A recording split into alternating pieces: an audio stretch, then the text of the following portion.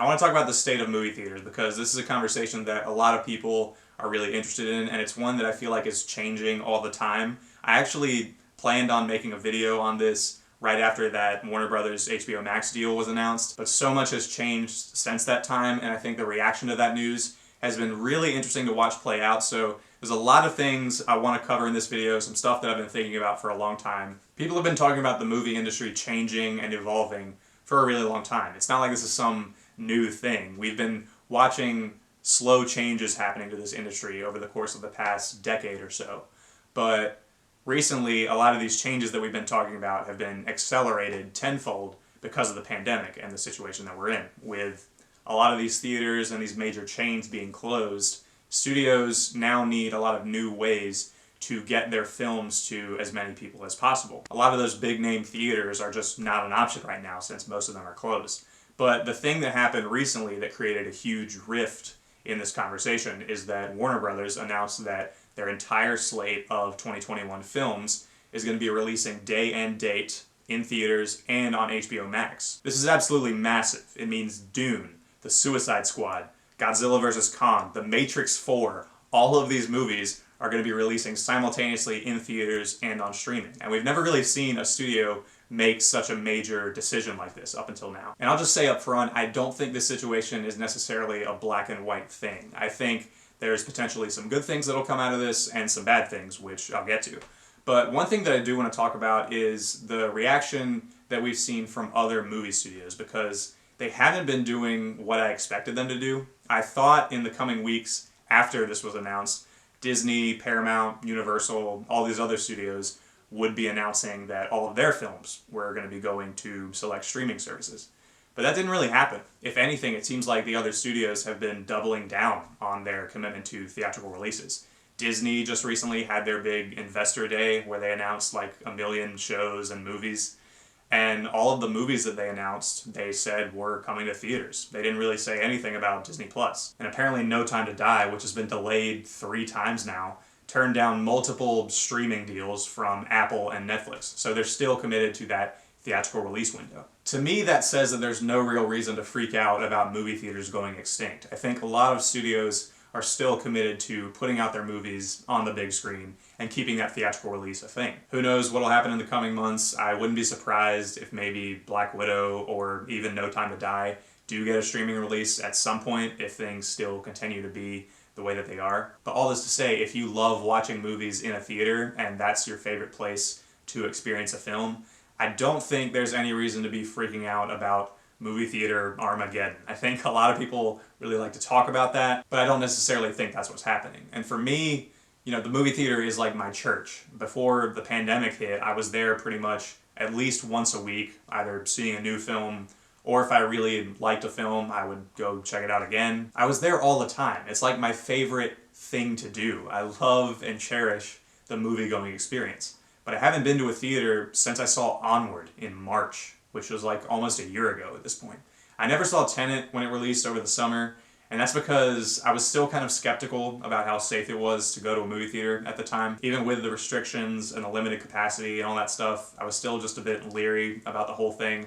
So I waited until the movie got released on 4K, and then I watched it at home. And it sucks that that was how I had to experience a new Christopher Nolan movie for the first time, but it's just the way things are. I think we can all agree that some movies are just meant to be experienced in a theater. And specifically looking at some of these films from Warner Brothers that are now going to be coming to HBO Max this year, I would never want to watch Dune at home if it was my first time seeing it, let alone anything made by Denis Villeneuve. And from what I've heard, he's been really pissed off about this whole HBO Max decision because he designed that movie to be seen in a theater. Godzilla vs. Kong, too. I feel like that's a movie that's made to be seen on the biggest screen with the loudest sound possible. But I probably am going to be ending up watching it at home because things are the way they are right now. But I still just love that experience, being able to take some time out of your day and go to see a movie with a friend or your mom or dad or a significant other and getting there early to make sure you don't miss any of the trailers or getting concessions ahead of time.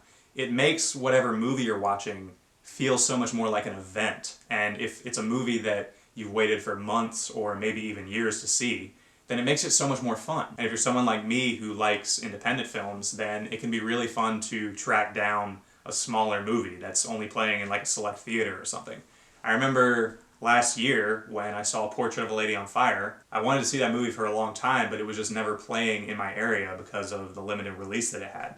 But then one day I went on the website and found out that it was playing at this small theater around where my college is. So I bought a ticket. I had class that night, so I asked my professor if I could leave 5 minutes early, and he said it was cool. So I left, caught a bus, went to this really quiet part of town where I found this really cool little non-profit theater, and I got to see Portrait of a Lady on Fire early, which was amazing. So I love that experience of tracking down a movie and maybe driving a little bit out of your way to get to see a film.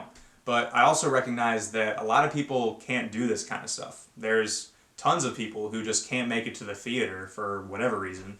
Maybe they're sick and they have to stay in bed, or they don't have the kind of transportation that can get them there. But with this HBO Max deal, those people who otherwise would not have access to these films now are going to be able to have access to it, which is great. Any situation where more people can experience more movies, I think, is a win at the end of the day. And we also have to recognize that movies are expensive now. You know, a lot of people can't afford to go to the theater all the time because they can't afford to spend $12 to, in some cases, $17 on a single movie ticket, and then getting concessions, that adds up to be a lot of money.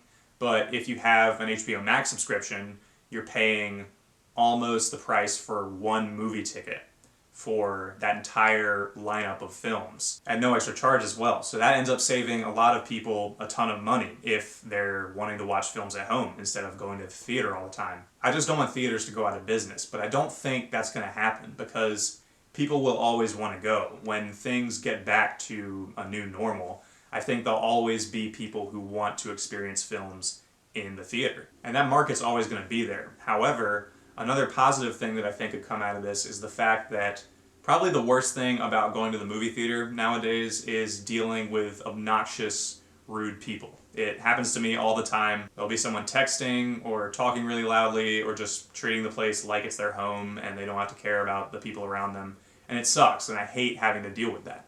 But if we have this new option where people can choose between seeing movies in the theater or seeing movies on streaming at home, then a lot of those obnoxious people who probably only go to the theater because it's their only option to see some of those new movies will stay home. So we don't have to deal with them when us people who want to experience those films in the theater and who have respect for that experience, we won't have to deal with them anymore. And that would be amazing if that's how it works out. I think if you look at this in a certain way, there's definitely a lot of positive things, even though this is a really big change. There's certainly some downsides too, one of the big ones being that this could really hurt independent theaters because most people will probably stay at home or just go to the major chains to see a movie. So they could really be impacted by this. Also, this could change what kind of movies get theatrical releases or hybrid releases and what kind of movies get streaming only releases. And I really don't want studios to take movies that may only appeal to certain groups of people and be smaller, more independent films and just give them streaming releases because, like, if a movie's really good, I'm going to want to see it in the theater. And I don't want this to change which movies get streaming only releases and which movies get those hybrid releases. But if the new normal becomes that we have the option of choosing to see a film in a theater or at home, I think I'm okay with that. I think that would benefit a lot of people, and the people who already like going to movies in the theater will still go to the theater. This past year definitely made me realize that streaming just isn't as good or as fun of an experience as going to the theater to see a movie. Because even though theaters were closed for most of the year, I saw a lot of great films throughout 2020 that I definitely would have preferred to see in the theater as opposed to watching them at home. Because it made it such a forgettable experience, just sitting on my couch and putting the movie on, you know? Trial of Chicago 7, for example. I really liked that movie, and I'm definitely going to be talking about it in my Best Movies of 2020 video. But the experience of seeing it at home on my couch, I know wasn't as memorable as if I would have seen it in a theater. And I've actually been... Wait, let me get something really quick. I've been keeping my movie tickets saved since 2017, and they're all in this photo album that I have. And I guarantee you, even if I come across a film that I didn't like in here, that I have the ticket for, I can probably tell you something about that experience. The Circle. If you guys saw my review of that movie on my channel, you know that I really didn't like that movie. It was pretty terrible. but I remember exactly where I was sitting in the theater when I saw it. It was the first row when you walk in, and that was actually the very first movie that I saw where they installed recliner seats in my local theater. So I remember it being like this really fun, new experience because we had all this new seating everywhere. Again, hated that movie, but I remember a lot about that experience. Jurassic World Fallen Kingdom, terrible movie. I cannot stand that movie. But I remember I had just come back from this summer program thing for a break, and I saw it early in the morning. And then right after seeing that movie, I bought a ticket for Sicario 2, and then I saw it right afterwards because those were a couple films that I missed when I was on that break.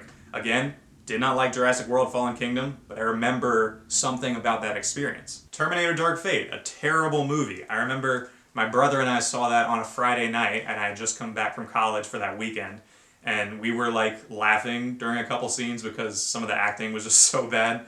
But again, that's another movie that I did not like at all. But I remember something about that experience because I went and saw it in a theater, and it felt more like an event than it would have if I watched it at home. Some of these great films that I saw last year on streaming at home, I know I would have retained a lot more if I saw it in the theater because the experience would have just been a lot more memorable. These are just some things I've noticed about watching movies on streaming as opposed to seeing them in theaters for the past year. I think that there's some good things about streaming and there's some good things about theaters. There's also some bad things about streaming and some bad things about theaters. But at the end of the day, I just want to see great films and support those filmmakers who are making those stories and putting them out there.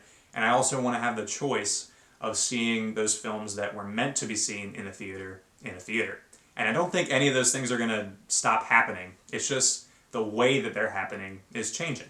And a lot of people are really scared by change. But the fact of the matter is that this industry is currently undergoing a massive change like we've never seen before. And I think there's some good things and some bad things. But I really do want to know what you guys think about all this stuff. How do you feel about the difference in watching a film in the theater versus watching it at home on streaming? Does it make that much of a difference to you? Do you just watch all your movies at home on streaming and this HBO Max news was amazing for you to hear?